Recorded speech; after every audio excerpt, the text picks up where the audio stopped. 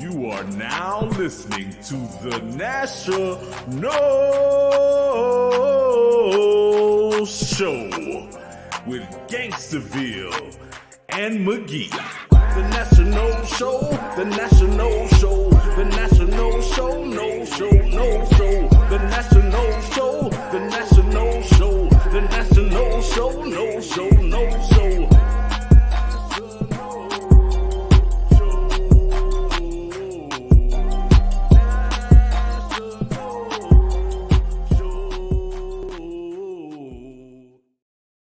All right. No Nation, this is the National Show with Gainstaville and Magge. Make sure you subscribe to our YouTube channel. Follow us on Instagram and all of the links. Check out our Linktree page with all of our social media linked to it. National Show after Linktree. Hey, man. Happy belated Halloween. I know Halloween was yesterday, all the trick-or-treating. You done got fat from your candy. Now let's give you that Garden and Gold wrap. Florida State preview with college football with your boys. I am notorious bachelor, legendary bachelor. Never made the kids, never made the babies. And it's Halloween is like one of the few times a year that I'm like, I get a little, ooh, maybe I missed out. Like, oh, look how cute that little shit looks. Oh, look how cute that little shit looks. Like it's the one time a year that, but then they start, being kids and annoying me, and I get over it quick. Mm-hmm. But we're not here to talk about holidays. We are here to talk about college football, my guy, and Florida State Seminoles specifically. Before we started the show, we were just chatting it up about the NBA. Maybe we launch the National NBA show. Hey, man, we got something there, man. I got better juices flowing with my Lakers than with the current Knowles right now. You know what I'm talking about? Your Lakers have started off strong, man. Only one loss, that. I can't believe LeBron is still in the NBA and still one of the best players in the NBA, but he indeed is. That kid, I think his kid's going to be a good basketball player in a couple years. Like I think this is just this year that he's going to be going back and forth between the NBA and the G League, and I think he'll find a role. I don't even think he's done growing. I mean, he's young. Mm-hmm. Oh yeah. He's on what, 19, 20, something like that. I'll tell you what, JJ Redick might be a pretty good coach, bro. Bro, he is. Oh my goodness, I'm seeing him do everything that Darvin Ham didn't do over the last couple of years.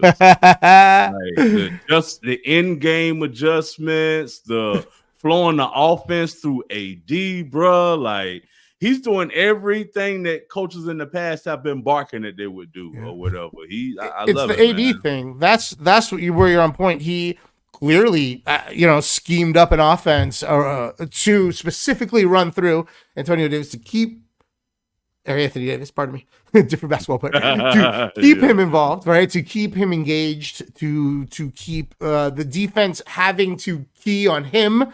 And it's going to take a load off of LeBron and keep LeBron functionally a part of the offense at an advanced age throughout a long season. It's exactly the offense you have to run with this roster this year. So I'm impressed. Yeah. I wish my Nuggets were looking as good as your Lakers. I think we have a depth issue. I like that KCP, Westbrook is losing. I like KCP, that. I like that Westbrook's coming off the bench, but it's not enough. We need 3 other vets. Where's our Robert Horry? Where's our whatever? Fill in the blank. Right. You know what I mean? We need a couple vets, and then or we need some of those younger guys to make a step and make that evolution fucking progress. You know what I mean? We'll see what happens. Still looking good though. Still time to figure it out, bro. And as long as you got Murray and Jokic, you ain't got shit to worry about, bro. I'm a big Aaron Gordon fan. I am through the roof when it comes to Jamal Murray, bro. This season especially, he was he wasn't super pumped about the summer and the off season and the end of last season, and even coming off that injury last year, like, it sometimes takes a little longer to really feel confident. Even if you're 100% physically healthy, you got to be able to trust that physical health, and there's a psychological aspect to it. So everything's kind of lined up for him to have a great season. That's what I'm getting. Oh, he will, bro. You can look at last year. He went from when he returned from injury to the playoffs is 2 different Murrays or whatever. Yeah, by the time the playoffs had hit, you could tell he got his swag back. He got his stride back. If anything, I feel like his legs wasn't under him for not playing the full year and stuff like that or whatever. With having a good offseason this year, he should have his legs under him and come shooting out the gates, man. I'm scared. It's just gelling with the team right now. I feel like that's probably slowing them down. Once they figure out how to meld together and, you know what I'm saying, pick up whatever losses and, like you said, utilize Westbrook right or whatever, man, it's a wrap. It's a wrap. Yeah, if Westbrook embraces the Jamal Crawford role, the 6-man role, watch out. Which he has. He did it in the Clippers and the Lakers, he did that. It's a playoff kind of a roster. You know what I mean? It's set up so that the few minutes that Joker's not out there and Jamal's not out there, that they're still able to be like functionally like a part of something, still work, right? And so we'll see how it goes. Yeah. I'm excited. I'm excited about NBA season. A lot of people don't even watch till Christmas, but the off season is my favorite part of the NBA too. I like the whole hot stove stuff. So the beginning of the season, super I'm engaged right off rip because I've been paying attention to how who's on what roster and all that stuff. I love it. Yep. I love the musical chairs with it too, man. Seeing new people in new locations like Westbrook in Denver. You got Paul George moving on over to Philly. I want to say that's going to be a mess. I think that you got 2 of the least healthy stars in the game. No, I just don't like that pairing. Yeah. If you're gonna pair anybody with those 2, I agree. It has to be someone that's healthy, someone that you can count on being out there for at least 60+ games or whatever. Because now you're at a spot where Paul George is hurt, then damn, all that money's gone, and then oh my goodness, if Embiid and both of them goes down. Man, right? Yeah. Kyle Lowry. I mean, who's gonna carry things? Right. They don't really have much after that. I mean, I think Tyrese Maxey's a great player. I just don't he can do anything solo. But it's a team sport. It's a team sport, bro. Few people can do what Kobe did when that year we had who was it? What was that? Smush Parker.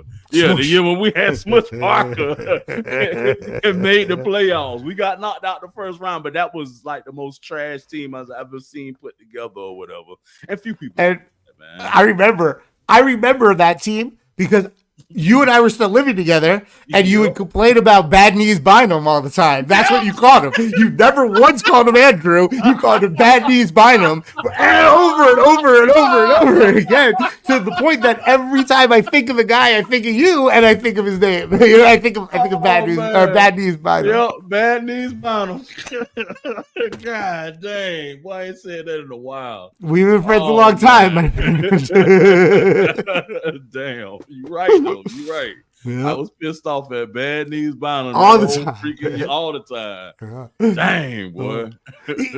Conceptually, that roster could have worked. Like, there was a lot of young talent around Kobe. It's just that there was a health issue there. He needed Bynum on the floor. That guy, great basketball player when he was healthy. Was great basketball player when he was healthy. It's just he wasn't out there enough.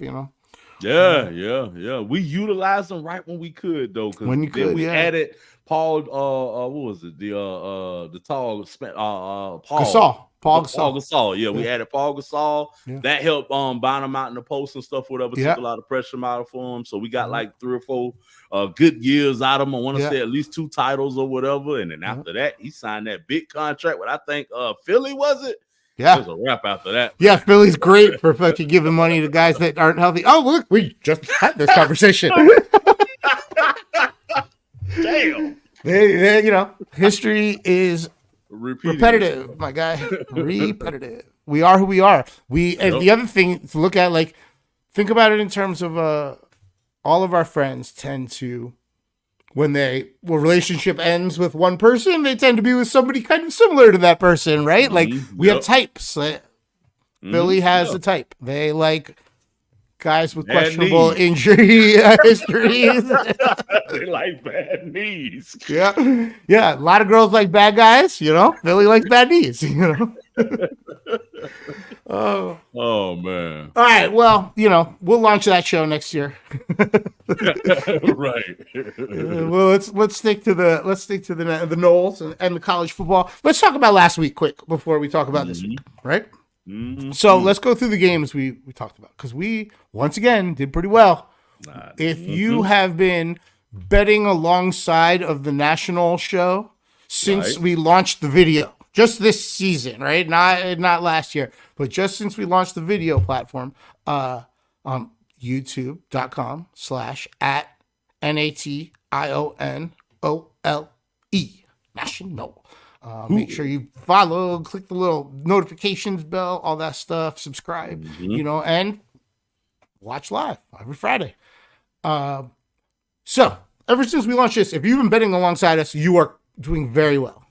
You are doing very well. So keep riding with us. Tell all your friends to, help them pay. The holidays are around the corner. Everybody got, presents to buy. We just talked about kids, they're expensive. But last week, thank you, Gainstaville. Yes, sir. We talked about Notre Dame, Navy. You talked about how this is kind of the end of the Navy run. It's been fun to watch. It's, thank you for your service. We respect the troops. We appreciate your service, like big time. But all of a sudden, you're playing a big boy team. Notre Dame is, even if they're not always, they always blow it early in the season, one loss. They win when they're supposed to. They already made their mistake for the year, right? Like Northern Illinois caught them, so Navy had no chance, right? That's just how they are. Largely because they're smart. They're smart kids, right? You still have to get accepted to Notre Dame to play football at Notre Dame, right? It's like Stanford or certain schools where you're gonna have Vanderbilt. You're gonna have a more intelligent team. We'll talk about Vanderbilt in a minute. Notre Dame learned from their mistake. They let Northern Illinois catch them. It's not going to happen again. Now they'll probably lose in the playoffs to a much better team, because that's what happens every year. They're overrated at the end, and and they run up against an SEC team or whatever. But they handled their business. 51-14. They covered the 13.5 points. We had that one right. Illinois. They were 20th in the nation last week. They went to Oregon. They were plus 21.5 points. We talked about it being so many points. And you were like, no. Oregon will cover this. Like, it's that big for a reason. And you were absolutely right. Once again, thank you, Gainstaville. 38-9. Illinois. We were talking about, Illinois. Couldn't even get a touchdown. But Oregon is the best. I mean, they're the best team in the country right now, or at least number one. Money in NIL era, so yeah, it's gonna be a long time before they are not one of the most athletic rosters in college football. The next X number of years, watch out. Yep. Now they're getting those Big Ten checks, and it's crazy that the Big Ten is going to be going through Oregon for a while. Crazy. That's how it is. Crazy. Hey. Next one, I very consciously was like, I don't know if I want to bet this one. And I stayed away. And I'm glad, because I probably would have been on the wrong side had I done it. Texas went to Vanderbilt, squeaked by. Yep. 27-24. If you were on Vanderbilt plus 18.5, that was a very comfortable bet. Came up. This is supposed to have been Texas get back game, man. Right? So, I'm glad. Yeah. Is that it, or is Vanderbilt good? Because that quarterback's Vanderbilt dynamic. is good. He went from where was he? New Mexico or New Mexico State? One of those schools. Yeah, he transferred. He came with the head coach. Yep. Right. Okay. Yep. Okay. Yep. beat Vanderbilt Alabama. had a good head coach last year that left or whatever. So it's like they, They're not the pushover they once were. right. Prior to yesterday's game, Vanderbilt had never lost to Texas. Oh wow! But they hadn't played since like 1952 or something. Yeah. I mean, it was forever ago. But like back in the day, Vanderbilt was solid. That's funny. What else? LSU. Oh, once again, thank you, Gainstaville, keeping me right. LSU went to Texas A&M, and the pomp and circumstance that surrounds College Station just was on full display. That was fun. I really only watched the beginning of the game, but like I was very impressed with the party College Station put on TV, Oh yeah. Hard to win, though, number 1 in the SEC. Are they the best team in the SEC? It's up in the air right now with this. I still say Georgia the best, but yeah, I agree. I don't know, bro. After that, it's like you can anywhere, bro. The next few weeks are going to be really interesting because there'll be a level of cannibalization in that in that conference. Like somebody has to lose some of these games, So it'll be interesting to see who actually makes the conference championship game. Yeah. And Texas A&M has a good shot right now, though. That's for sure. Yeah. Heck yeah. Only loss is out of conference. So. Yep. And then there was one other game of note. There was one. FSU plus 21 at Miami. Yep. Lost by 22. I knew they was gonna cover it. Now I'm surprised Miami didn't score as much as they did, bro. Because some people had it at 22.5.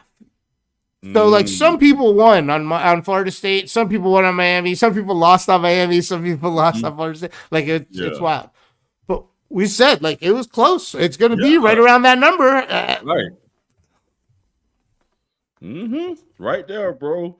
And I hate it because our defense played good. Our defense played Miami good, but it's just like I was telling you, like I was telling all my Florida State friends and everybody that had an inkling of hope before the game. It's like we haven't caught the ball all year long.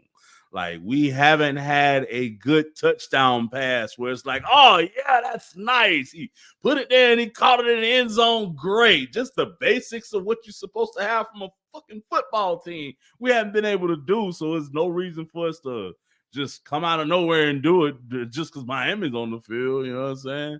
It's some real strong issues we got going on offense. I will say I love the freshmen that we got out there or whatever, the true freshman that's out there playing 14, Chromachick or whatever his name is. I love him. I'm sure he nailed it.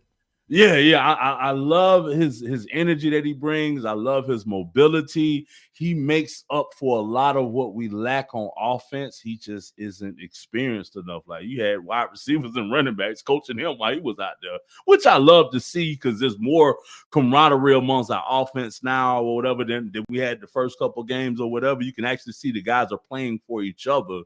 They just still not catching the fucking ball. It's wild.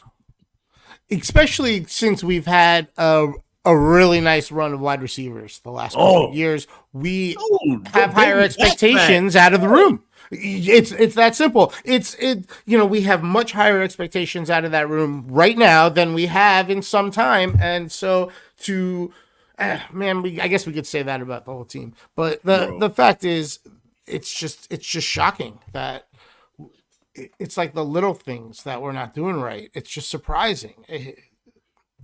The shit that bothers me the most with it is the best wide receiving corp I want to say I probably ever saw was when we had Peter Ward, Lavernius Coles, Ron Dugan.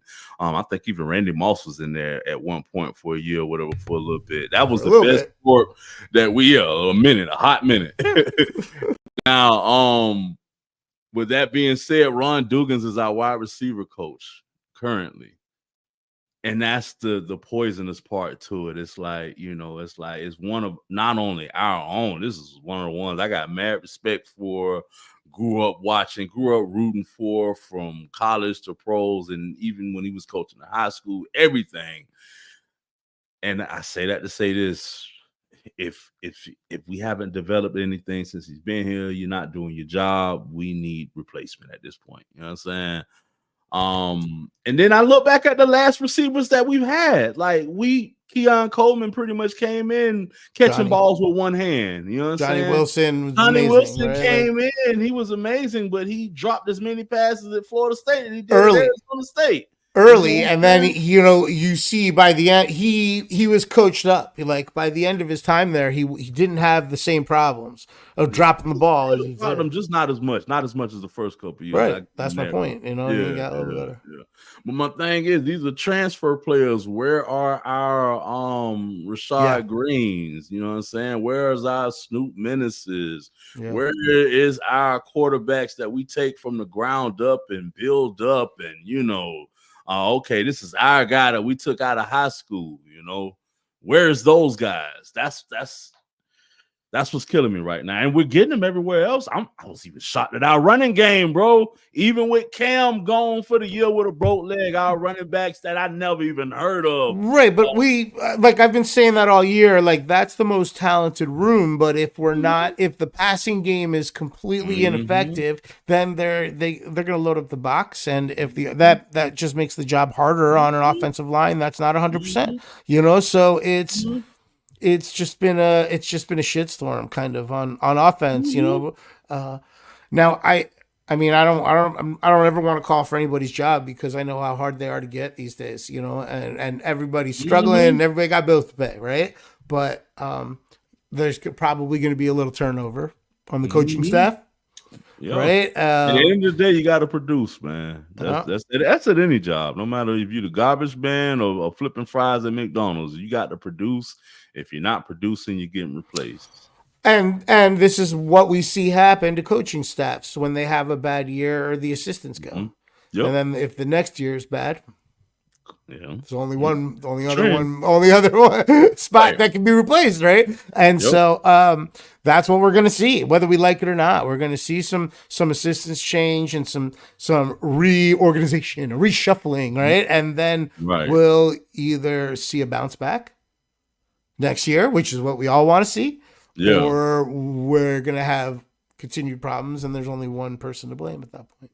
Yeah, so you're right. It's man. interesting. Right. We've seen it a million times. It's not even just college football. It's NFL. It's other sports. It happens in basketball all the time. Happens globally. It happens in soccer or football with global football, whatever you call it. Football. Football. And I'm sure it happens in hockey. I don't know. I don't really pay attention to hockey. Yeah, I actually watched my first hockey game in forever the other day. It was just on TV, and I was like, wow. And the 90% of the time I was watching, it was just fighting. Yeah, that's always been my thing. I could just watch boxing. You know what I mean? Right. All right, well, listen, let's start looking at this week's game because I know if we just keep talking about Florida State, we'll just start talking about this coming week. So let's talk about the other games going on this weekend, and then we'll talk about it. Right on. Yeah, I know us well.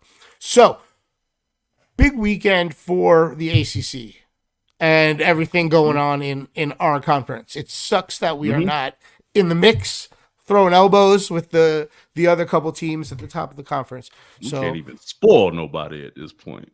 Right? But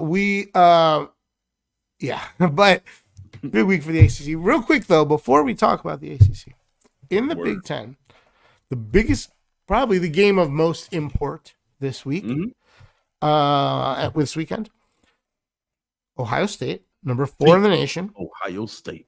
They have one loss. And that is to number 1 Oregon in Oregon. Mm-hmm. And they are going to Happy Valley to play number 3 undefeated Penn State. Mm-hmm. This is a big game. This is a huge game for Penn State. Maybe the biggest home game they've had since the let's say Incident. bomb went off and they had to rebuild their whole program, right? Right. It's gonna go the fuck off, man. It's gonna be really loud. It's gonna be really loud. It's gonna be a really tough game for Ohio State. Mm-hmm. I'm still rolling with the Old Town though. I'm rolling with Ohio. You are? State. I mean, I got that ticket on Penn State to win the whole thing. You know, to win the Natty at 25-1. So obviously, I'm cheering for Penn State all along. Oh, let's go! You know, undefeated.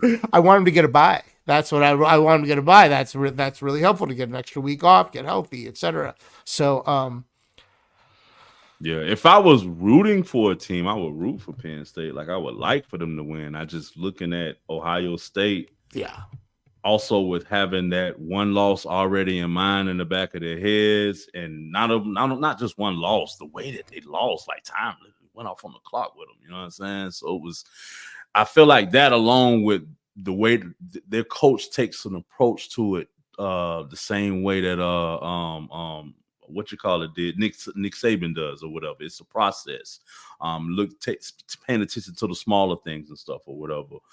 Plus he's got more consistency with being there over the last couple of years, and I feel like he got all this people in place and stuff and ready. Big time, right? That's a machine. They got it oiled. Yeah. So I think this will be a hard one for Penn State to pull out, but I do think this will be a good game, and it's not going to be no pushover. No, I think it'll be close. Close. And so I look at the spread, and Penn State is getting points at home. Ohio State, even though they're 4, and even though they're the road team, they're 3.5 point favorites. So if Ohio State's winning by, last minute field goal, if it's the team with the ball last that we think is going to win this game, it's an easy bet. It's an easy bet on Penn State plus the 3.5 for me. Definitely. I think Ohio State. You might be right. I think it can be a really close game though, and it could be a 2-point game, and it doesn't matter who wins at that point. If I bet Penn State plus the 3.5, so now if it was 3 or if it was 2.5, I'd be way less interested. And in fact, I'd probably talk myself into Ohio State.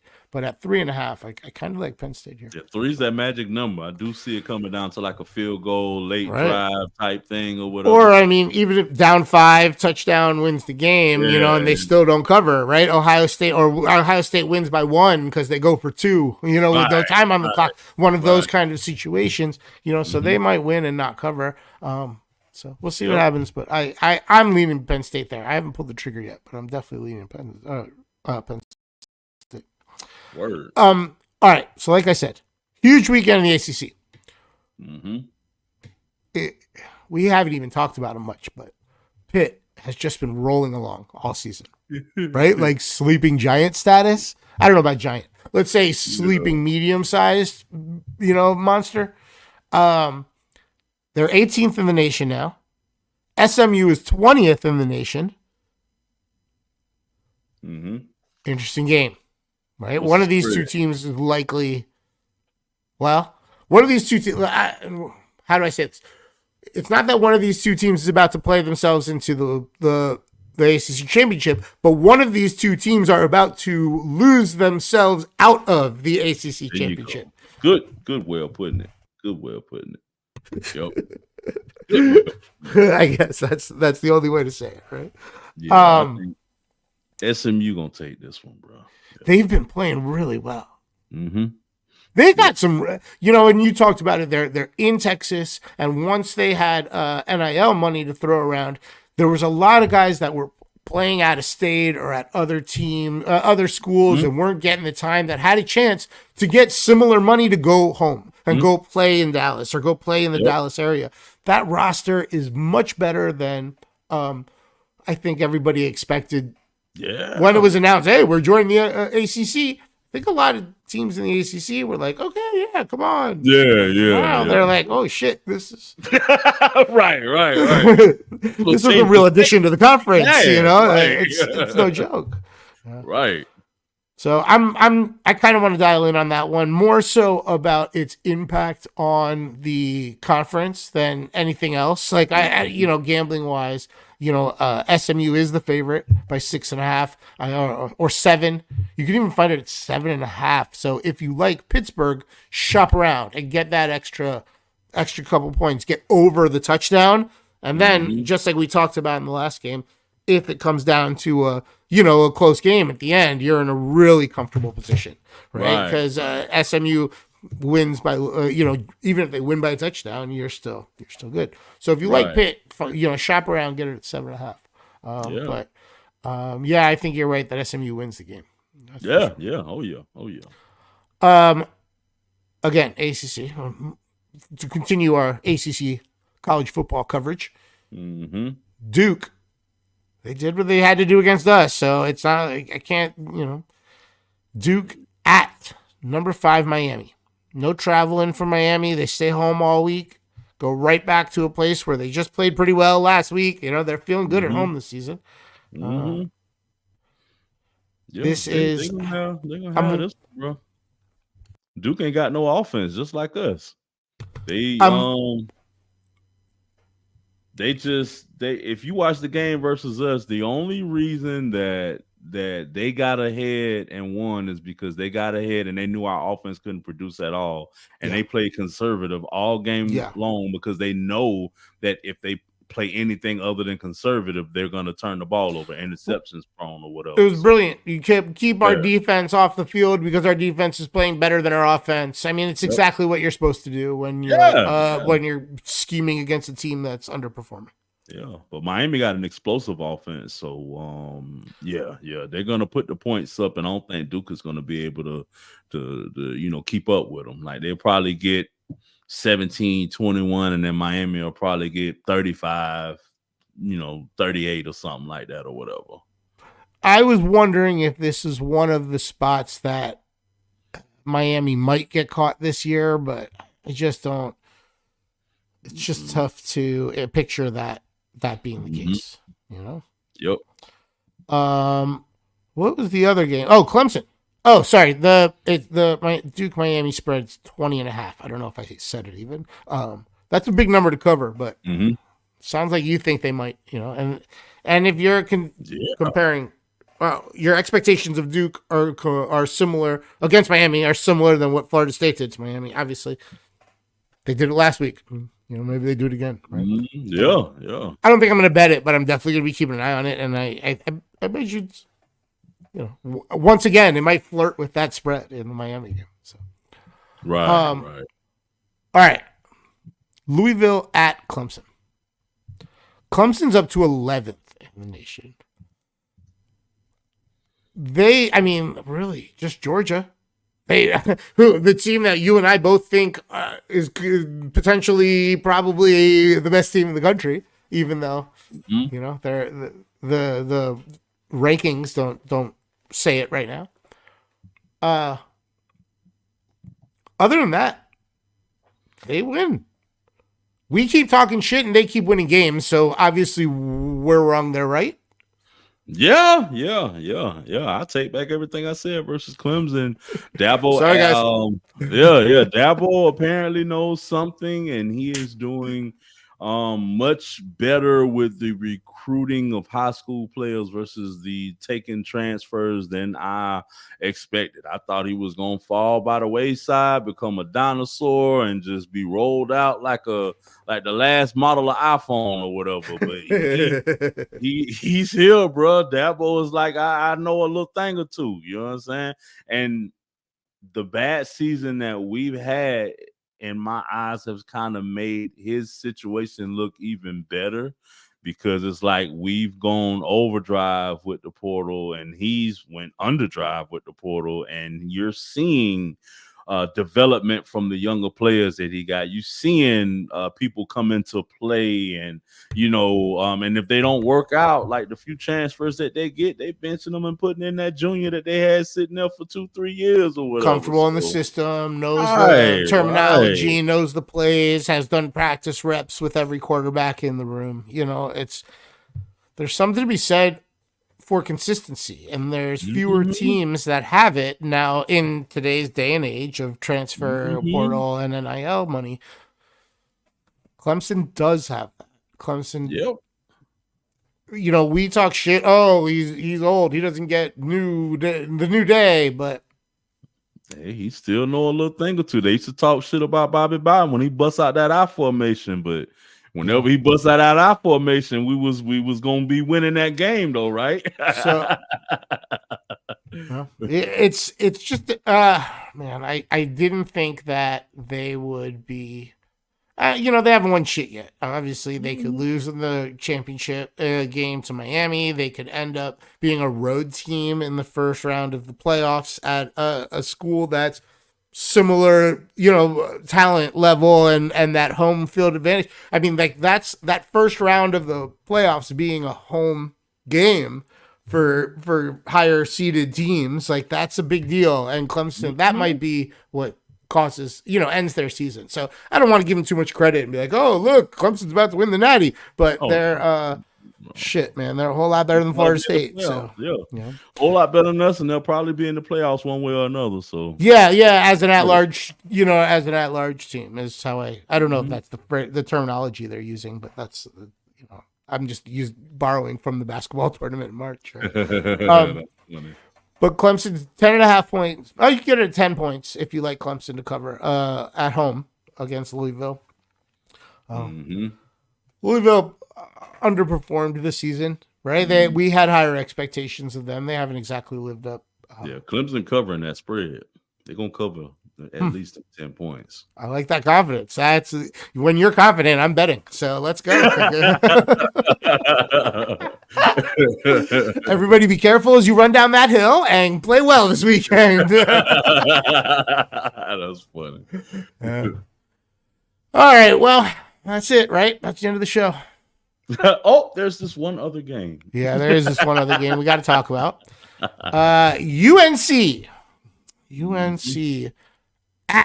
Sorry, FSU at. Oh no, it's in. Where's this game? Why do I not have it in front of me? It's at UNC. It's at UNC. Yeah. Wow. All right, let's pull it up. Here we go. So UNC. That James Madison lost. They're coming here. My bad. It's in Tallahassee. At Florida State. Yeah. That James Madison loss, where they let James Madison drop 70 on him earlier this season, I'm sure has a lot of people down on UNC. But they're coming off a win last week, right, against Virginia and hosting. And we're not in any position to take anybody lightly. It is a. Well, that's true. They are 2.5 point favorites at home. So if you like UNC, the question is, do they win by a field goal? As far as I'm concerned, this is like, are we going to get a few more wins or no? Because this is one of our few chances, right? I don't think we can beat Florida. I want to. I want to spoil that shit. I want to, but I just don't think we can. Not gonna happen. So are we gonna get 2 wins or are we gonna get 3 wins? This is probably our last. Bro, Charleston Southern or whoever we play isn't even a guaranteed at this point, bro. Like we can well off have them come in and beat us 17-12 or some crazy mess.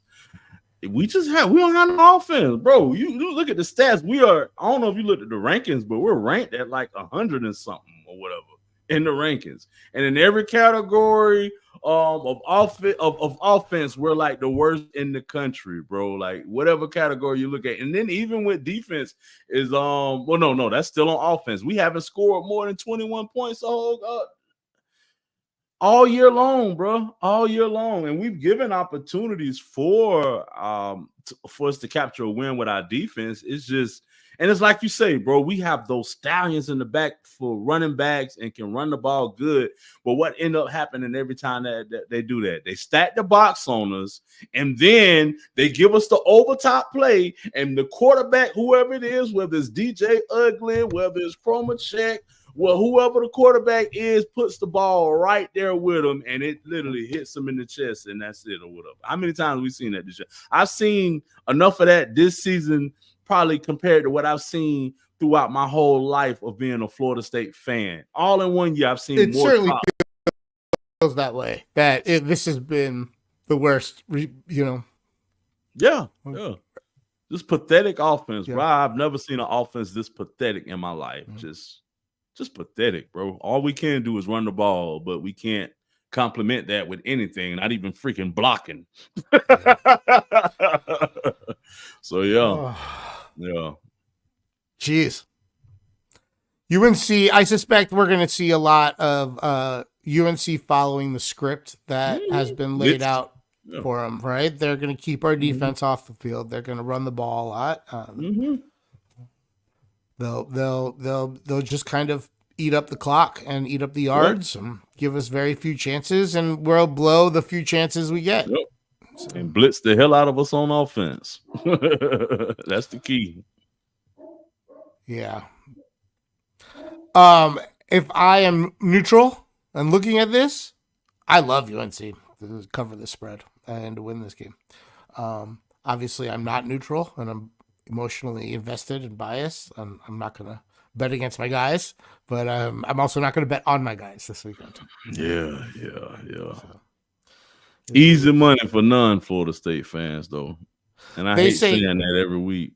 They say this is how the gambling community knew when to bet against the Reds, right? It's not that Pete Rose, as the manager, ever bet against his team and threw a game. It's that he didn't always bet on his team. And so they knew they could just watch his action. And if he bets on the Reds, awesome. Pete feels good about his guys. And if he didn't bet on the Reds, everybody, every gambler, every criminal, everybody in the biz would just jam and fade the Reds, because even the manager didn't feel good about it. So it was never that he bet against his team. It was that he didn't always bet him to win. And that was enough info, right? Like I just don't feel good about him, and I'll bet on Florida State almost every opportunity. And it's really bad right now. Right. Yep. Really bad.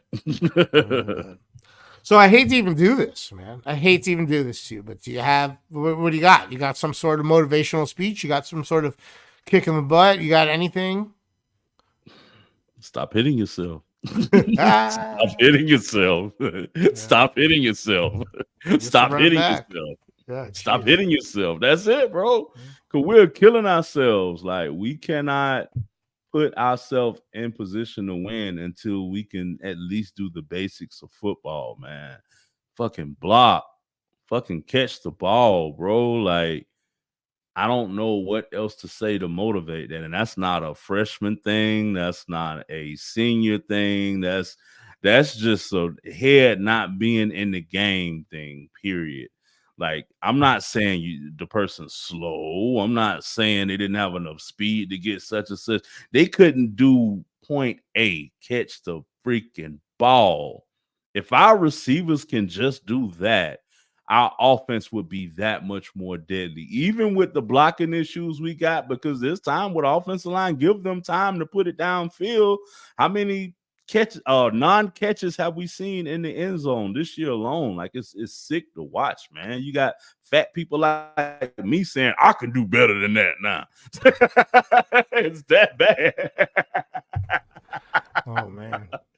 Oh, man. You would literally blow your ACL on your second play out there, if not the first play out there. So those 18-year-olds, no, you don't have one good one. That's my point. Like, that's my point.